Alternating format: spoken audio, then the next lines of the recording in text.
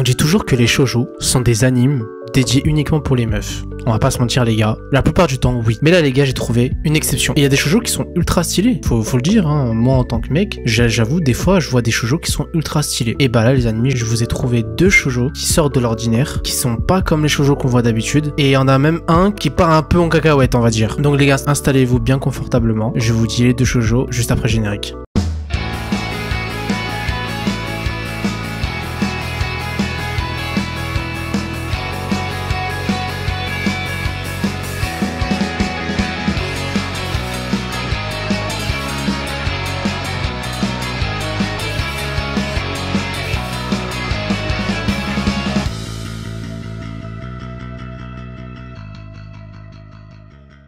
Le premier shoujo, Tensei Ujo to Tensei Reiju no Mau Kakumei, disponible sur Crunchyroll. Sur Crunchyroll, le nom c'est The Magical Revolution of the Reincarnated Princess and the Genius Young Lady. Voilà, donc ça c'est le nom alternatif. Titre, il fait 15 paragraphes, ok? C'est bon pour vous, tranquille, c'est juste ça. Donc, c'est un shoujo dans un genre action, aventure, drame, fantasy, romance, dans un thème amour, autre monde, famille et magie. Alors, ce qui est spécial avec ce shoujo, c'est qu'en fait, on va rentrer dans la peau du personnage de Anicia Win Paletia, qui est une princesse du royaume de Paletia. Voilà. Elle est née sans pouvoir magique, chose extrêmement rare. Vous voyez, c'est une Deku 2.0.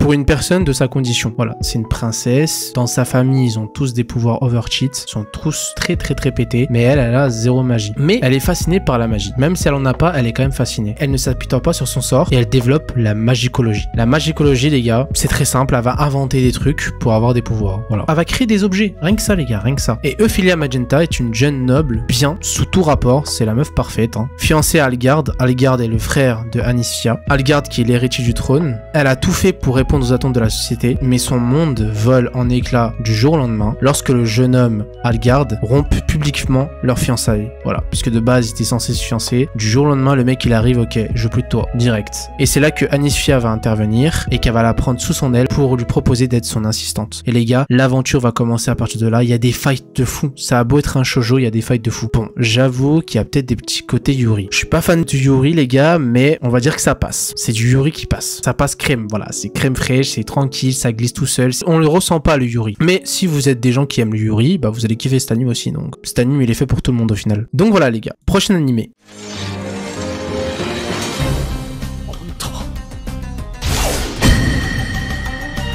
Usanana Jimmy wa Zetai ni Makenai Love Comedy. Le titre alternatif c'est Osamake, Rom-com where the childhood friend won't lose. Voilà, c'est encore un paragraphe, oui je sais. L'anime est disponible sur Crunchyroll. Donc c'est un shoujo, nous sommes dans un genre comédie, drame, romance, school life, slice of life, dans un thème école, quotidien et triangle amoureux. Sueharu Maru est un lycéen vivant dans la maison juste à côté de celle de Shida Kuroa, son amie d'enfance. Elle est une personne extravertie qui a toujours pris soin de lui. Bah de plus, il semblerait que cette dernière soit amoureuse de lui. Bah ouais, elle a commencé à avoir des sentiments pour lui, etc. au fil du temps, parce qu'elle a grandi avec lui, etc.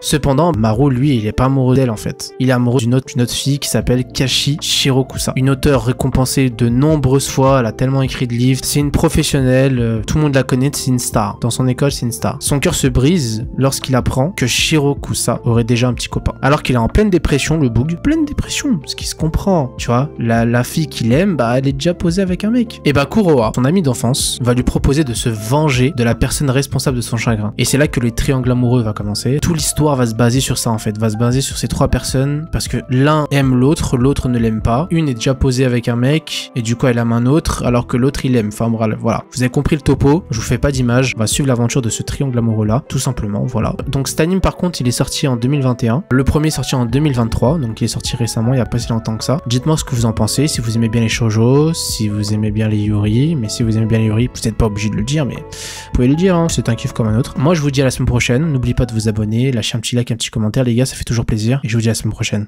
Allez, tchuss.